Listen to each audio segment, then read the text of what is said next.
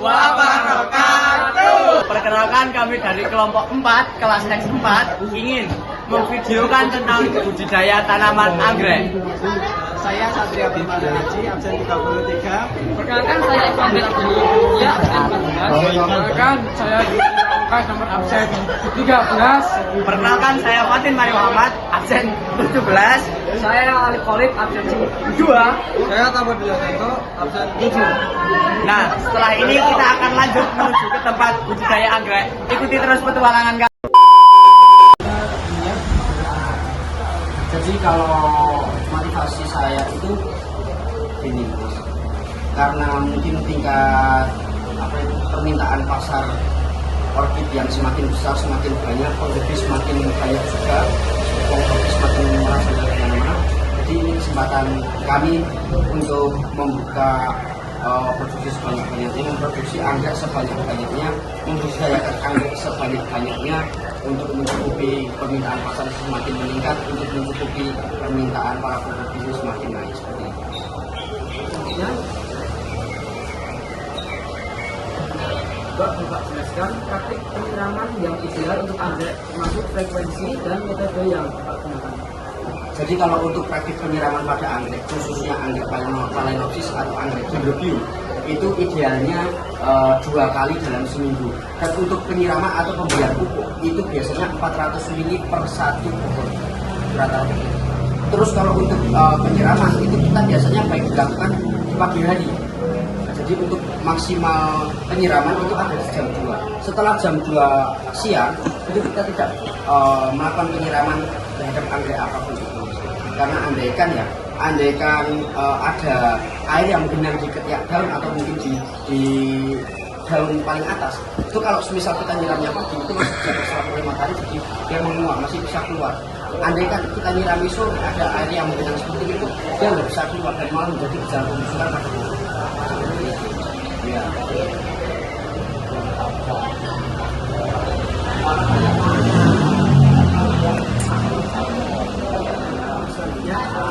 Bagaimana Bapak cara mengidentifikasi tanda-tanda awal serangan hama atau penyakit pada anggrek, dan tindakan pencegahan serta penanganan apa yang biasa dilakukan?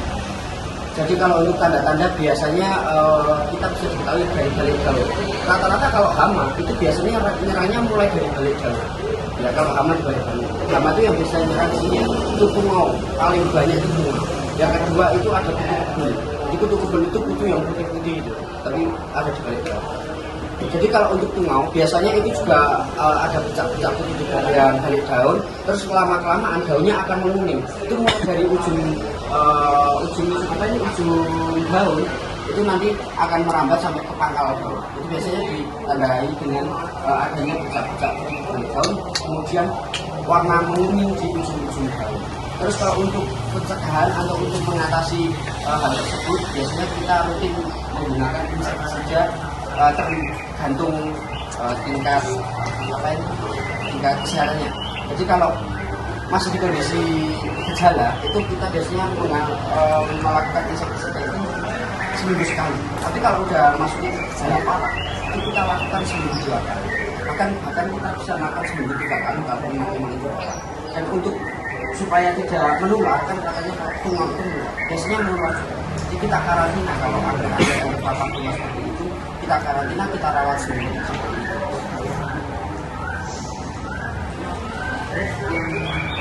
Terakhir, tantangan besar apa yang pernah Bapak alami dalam budidaya anggrek dan bagaimana cara mengatasinya? Jadi kalau untuk tantangan besar dalam membudidayakan anggrek itu sebetulnya ada di serangan hama, ada di bakteri. Pokoknya kita harus bisa menyesuaikan agroklimat anggrek. Biasanya kalau anggrek ini dia biasanya suka di suhu udara berapa, ketinggian berapa. Jadi kalau untuk tantangannya mungkin yang pertama di bagian produksi itu ada biasanya masalah-masalah keserang hama. Kalau di marketing mungkin biasanya mungkin kurang bisa diberikan ke para pembeli sekitar.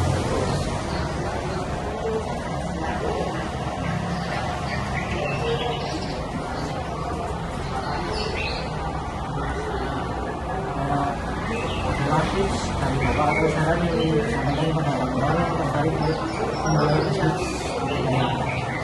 Jadi kalau tips atau saran untuk para penghobi yang ingin memulai budidaya anggrek, jadi ada.